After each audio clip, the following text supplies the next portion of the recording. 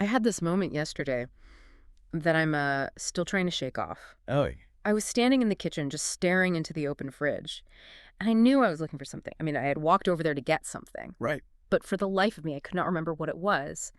And the weird part wasn't the forgetting. It was that my brain was completely blank, but my hand was still moving things around. Oh, that is such a distinct, eerie feeling. Right, like my body was still executing the search command even though the main computer had, crashed. It's like the lights are on, the machinery is humming, but there's nobody actually in the control room. Exactly. And I caught myself thinking, man, I am just on autopilot today.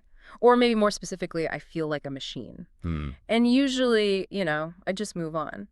But today, we're stopping right there. We are doing a deep dive into an essay that suggests that feeling, that whole machine sensation, is actually becoming outdated. It is. The essay is called Machine, and it's by the writer and philosopher Pedro Malha. And his argument is just fascinating because he tracks how our language for burnout is shifting.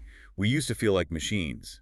Now, he argues, we're starting to feel like something else entirely. We're starting to feel like AI. Exactly. Which, on the surface, it sounds like the same thing, doesn't it? Robots, AI, it's all just tech metaphors for being tired. You'd think so. Mm-hmm. But Malha thinks there's a huge difference between the two, and that this shift to AI says something really concerning about how we connect with each other, A shift from what? Physical repetition to... to communicative emptiness. Mm-hmm. But before we get to the AI part, we have to understand where we're starting. We have to look at that machine phase you Back described. in the kitchen. Yeah, because Malha makes a really interesting point right away. This feeling, it rarely happens during a big crisis. Right, you don't feel like a machine when the house is on fire. You feel very, very human then. For better or worse, yeah. He says the machine feeling comes from what he calls small continuations. Which is a phrase that I think just perfectly captures modern adulthood. It's the death by 1,000 paper cuts. But the paper cuts are just tasks. It's the inbox that refills the second you clear it. The child asking why for the 50th time. The form that times out right when you're about to hit submit. Yeah. He argues that saying, I feel like a machine, isn't really a cry for help. It's more of a description of a way of moving. You're just doing what is next. You're just doing what's next. There's a line he has that really stuck with me. What's that? The day keeps requiring responses, and you keep giving them. It's this idea that you don't wake up and decide, I'm going to be an unfeeling robot today. No, of course not. It's just that the demands are so constant that shutting down your emotional center is the only efficient way to get through it all. And that leads to the state he describes as the day being full but unheld. Exactly. Full but unheld. I want to dig into that because it sounds a little bit abstract. What does an unheld day actually feel like? Okay, think of it like nutrition. You could eat 3,000 calories of, I don't know, sawdust. Your stomach would be technically full, Right. but your body wouldn't recognize it as food. Yeah. You wouldn't be nourished. A full but unheld day is the same. You answered every email, you went to every meeting, you did the laundry. But if someone asked you, how was your day? You'd struggle to find a single moment where you were actually there. You were never really present. It's like the events just passed right through you. Like a ghost walking through a wall. There was no friction. That is a perfect word for it. Friction. When you're in machine mode, you're trying to minimize friction to maximize your output. You're present enough to do what's required, your hands move, your voice answers, but you aren't present enough to let the moment actually settle. You're not holding it, Yeah. you're just a conduit for tasks. Okay, so that's what it feels like on the inside. You're hollowed out. But here's the thing I struggle with, and I think a lot of people listening might feel this too. Being a machine is usually seen as a good thing, right? From the outside, yes. If I tell my boss I'm a machine today, she's going to be thrilled. She's not going to send me to a therapist. She's going to give me more work. And that is exactly what Mala calls the trap of reliability. The trap of reliability. Yeah, the word machine sits in two places at once. Yeah. It's both a criticism of yourself, and it's the highest praise you can receive from other people. It's the employee of the month trap. Look at Sarah. She just keeps going. She never complains. She's a machine. And people love that person. They relax around them because that person is holding all the tension. Right. If you're the machine in your family or your workplace, everyone else gets to be messy because they know you're the steady baseline. But Malha points out a devastating consequence to this. He writes that if you're treated as steady, you're given fewer places to wobble. Fewer places to wobble. I mean, that sounds poetic, but isn't that just the price of being competent? You could see it that way. I mean, if you're good at your job, people expect you to be good at your job.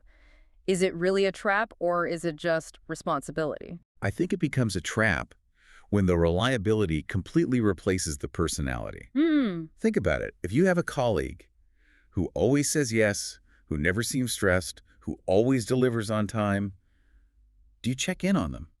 Probably not. I assume they're fine. I worry about the person who's hyperventilating in the break room. Exactly. The reliable person becomes invisible. Their struggle doesn't register because their output hasn't dropped. Wow. So you end up in this really lonely position where you're holding everything together, but because you're so good at it, people stop looking for your strain. You've optimized yourself out of receiving care. You become a load-bearing wall. Essential, but nobody asks the wall how it's doing. And this is where the double meaning really hits. Because while machine is praise for your output, it's a criticism of your connection. You're like a robot. I never know what you're thinking. You're hard to reach. Maha argues these aren't two different things, they're the same thing. The qualities that make you a great employee: suppressing your reaction, ignoring fatigue, constant output, are the exact same qualities that make you a distant partner or friend. So the better you function, the harder you are to know. Yes, you become a very useful, very reliable surface that nobody can penetrate. That is deeply depressing. But Mala says this is actually the old way of being burnt out. Right. This is the machine phase. It's about physical endurance. It's Yeah. about the hands moving in the fridge. But he argues that recently the language has shifted. We're not just saying, I feel like a machine. We're starting to hear, you sound like AI. Or, this feels like talking to AI. Yeah. And this is the real crux of the essay, the shift from machine to AI. It's not just a trendy update to the slang. Yeah. It's a different kind of dissociation. I'm trying to wrap my head around the difference. If I'm a machine, I'm repetitive. If I'm an AI, I'm also repetitive. Isn't it just a new coat of paint on the same problem? Not quite. Machine is about action. It's about labor. Oh. AI is about communication. It's about how we talk to each other. Mala points out that when people say, you sound like AI, they aren't saying you're broken or glitching. They're saying you are too smooth. Too smooth. Yeah, think about the defining characteristic of a large language model's response. It's fast. It's instant, it's grammatically perfect, it's polite, it answers exactly what was asked, there's no hesitation, no typos. No weird tangents. It's just pure, frictionless flow. Okay, but again, I have to play devil's advocate here. Why is that bad? I spend half my day trying to write clear, polite emails. If I sound like a well-calibrated AI, haven't I won the game of corporate communication? You've won the game of efficiency, sure, but you've probably lost the game of connection. Mala argues that interchangeability is the hallmark of this state. Interchangeability. So if you send a text that says, that sounds great, looking forward to it, that text is perfect. But it could have been written by anyone, to anyone at any time. It has no particularity. It's generic. It's the live, laugh, love sign of text messages. It's almost worse than generic. It's predictive. Malha describes the sensation of getting these messages and feeling like they leave very little trace. Right. You read it, you understand it, and it just slides right off you. Yeah. There's no texture. And the scary part is when we start doing this to the people we actually love. Using that customer service voice in our personal lives. Exactly that. Malha talks about adopting a steady tone for every situation. A serious message, a light joke, a tragic update. We respond with the same smooth, efficient shape. It keeps the conversation moving. It does. It avoids conflict, but it makes it incredibly hard to sense where the person actually is behind the words. I have definitely done this. I'll get a long emotional text from a friend, and I'm busy, so I'll hit them with the, I hear you, that sounds so hard, let me know if you need anything response. And be honest. When you sent that, where were you? I was checking out at the grocery store. Or walking to a meeting, I wasn't really there. That is the AI feeling. Malha described this eerie sensation of reading back your own messages and feeling like a stranger wrote them. Wow. You recognize the words, they fit the situation, they did the job, but you didn't have to be fully there to generate them. You were essentially using the autocomplete function of your own brain. That's the distinction. The machine is about your body moving on its own. The AI is about your personality being mimicked by yourself. Yes, you're generating the text that's most likely to keep the flow going, not the text that expresses what you're actually feeling. Malha writes that we prioritize keeping things moving over holding the moment. Because silence is awkward. Silence creates tension. Pauses create friction. So to avoid that tension, to avoid the awkwardness of not replying instantly, we just fill the space with this smooth, predictive text. We're terrified of the pause. I feel like if I don't reply in 5 minutes, I've failed somehow. And that fear drives us to be these frictionless communicators. Yeah. But Mala's point, and this is the part that I think is so critical, is that connection requires friction. Wait, unpack that for me. Connection requires friction. I thought the goal of a good relationship was to make things easy. Think about Velcro. Okay. Velcro works because it has hooks and loops. It has texture, it catches. If you have two perfectly smooth surfaces, like two sheets of glass, they just slide past each other. It can't hold on. Mala suggests that when we strip all the hesitation and the weirdness and the delay out of our communication, we become like those sheets of glass. Yeah. We're present, but we're impossible to hold. That makes so much sense. It's the difference between that perfect AI text I mentioned and a text that's like, dude, honestly, I'm drowning today. Everything is chaos. Yes. The second text is messy. It's inconvenient. It probably have a typo, For sure. but it has you in it. It has a specific emotional location. The recipient knows where you are. The perfect text just puts up a polished shield that says, everything is fine, keep moving. So when people say you sound like AI, they're not calling you smart. They're saying, I can't find you. I can't find you. That is exactly it. You're hiding behind your own competence. And this brings us right back to that reliability trap. Right. If your responses are always immediate, clear, and frictionless, if you never leave a message on read, if you never stumble over your words, you're actually walling yourself off. It's a paradox, isn't it? We do this to stay connected, to keep up with the group chat, to keep the boss happy. But the very mechanism we use is the thing that disconnects us. And Malha says, the word can become a way of thanking you and overlooking you at the same time. People thank you for the quick reply, but they overlook the fact that there was no real person attached to it. I think this is why so many of us feel lonely, even though we're constantly communicating. We're transmitting data, but we're not transmitting self. We are optimizing for throughput. We want to clear the notifications. But you can't optimize a relationship. A relationship is the inefficiency. It is the time you spend figuring out what to say. It's the awkward silence while you process a feeling. When you hand that over to your internal AI, that autocomplete function, you're outsourcing the only part that actually matters. It's scary to think about how much of my life is just predictive text, just saying the thing that fits the pattern. It is scary. Mala mentions that eventually you might look back at your messages, years of them, and realize that what you said wasn't wrong, but it wasn't true. Wow. It was just probable. And by the time you realize that, the moment is gone. He says there's nowhere for it to go. That's the tragedy of it. The efficiency steals your ability to inhabit your own life. You process the moment, you didn't live it. So, big question time.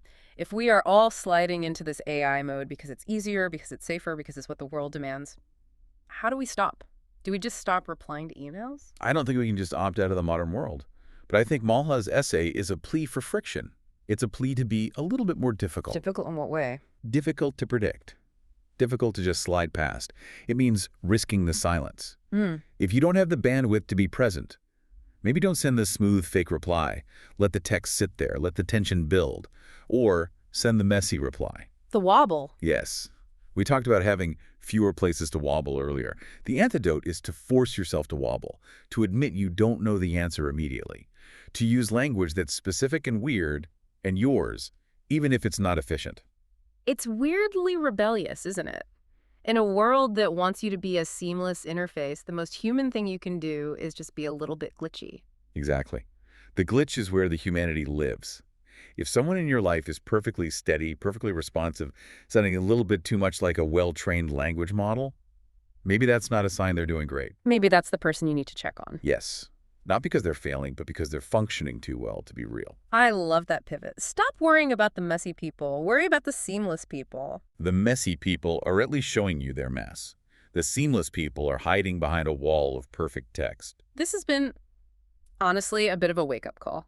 I came into this thinking we were talking about being tired, and we ended up talking about the fundamental nature of connection. That's the power of Malha's writing. He takes a feeling we all have, I'm on autopilot, and shows us the structural danger underneath it. It's not just about needing a nap. It's about needing to reclaim your own voice from the algorithm of social expectation. So here is our challenge to you. And we usually say, think about this, but today I want you to actually do something. The next time you get a text or an email, and you feel that urge to send the perfect, instant, smooth reply, The one that your brain auto-generated in half a second. Just don't send it. Delete it, wait 10 minutes, and then write something that actually comes from you, even if it's clunky, even if it's Like, weird. what if it has a typo? Yeah.